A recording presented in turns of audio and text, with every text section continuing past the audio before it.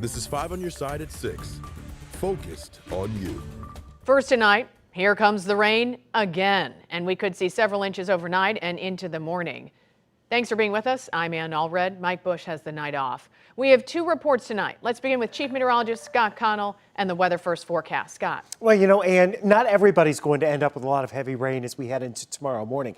Some of us east of St. Louis and southeast of St. Louis may not see a whole lot at all, but back to the west, well, we're talking about the potential for several inches of rainfall. And if you don't get it overnight tonight, then the chances increase for you tomorrow night. Right now, the sky has brightened quite a bit across the area this afternoon as the clouds have been thinning out. Looking over southeastern portions of the city of St. Louis over into Illinois.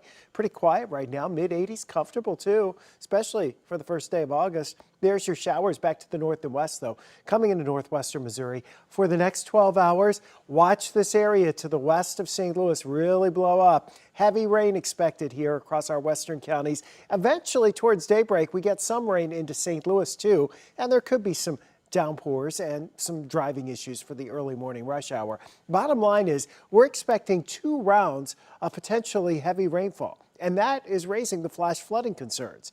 Okay, so late tonight and then again Wednesday night into early Thursday, that potential for flooding rainfall exists. Tonight, we're dealing with that first through 10 a.m. tomorrow morning. It's the areas west and southwest of St. Louis that have the flood watch in effect.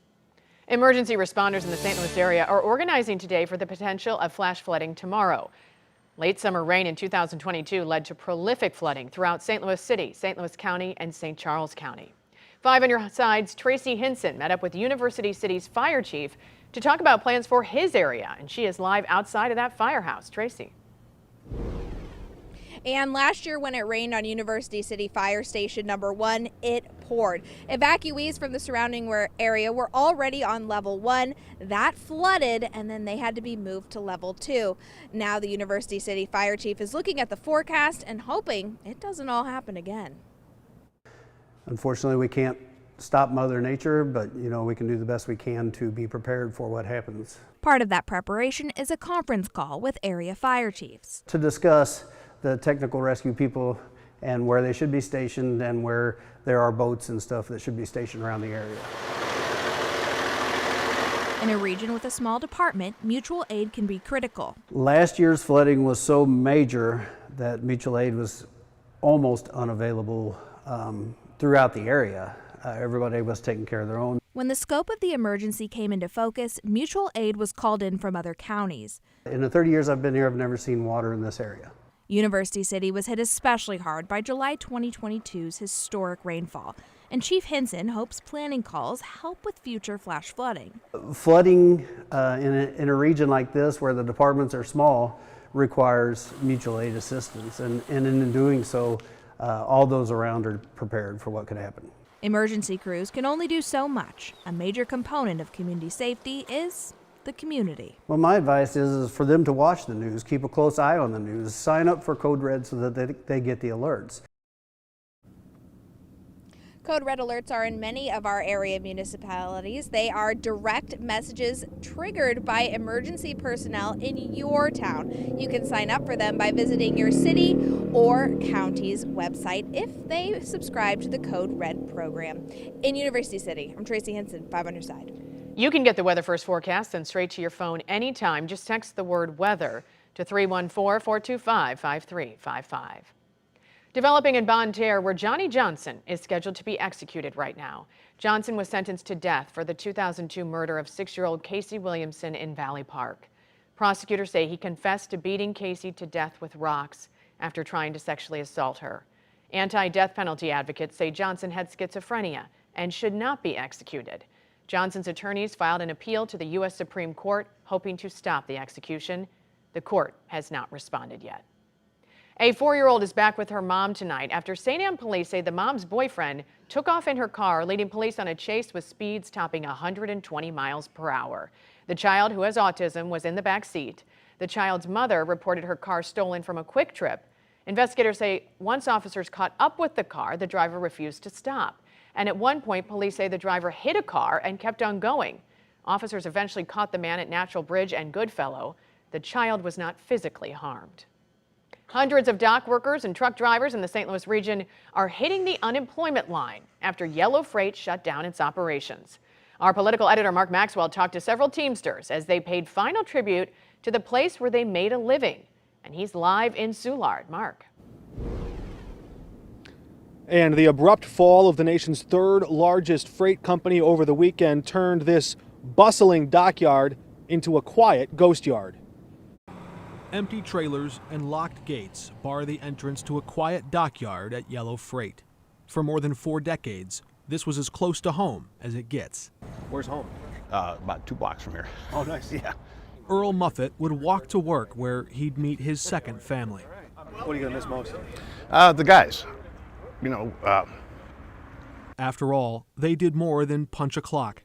They invested their time, labor, even their own money to keep the company afloat. and that equates about $100,000 per man that we gave back, and the company still couldn't make it. And it's just very frustrating that the higher ups, the CEOs and all of this, they just took the money and nobody knows where it went. Teamsters watched the stock price bottom out under 50 cents a share 4 days ago, then jump 6-fold as a hedge fund swooped in to buy up nearly a majority share of what's left of the company. Something needs to be done as far as investigation. The money trail should be somewhere, and we should be privy of it. Yeah, tell me about it. Bobby Bailey worked in the yard, earned his CDL, and drove a truck here for 6 years. And to take 22,000 jobs and just throw that out, I mean, you know, guys got mortgages, car payments, you know, multiple car payments, and kids are not cheap these days. He's a dad, worried what he'll tell his 2 daughters at home. I can tell you're, feeling some things. And Yeah, it sucks. You know, I've applied at other places. As he looks for a new job, he wants Congress to do theirs. Investigate, investigate.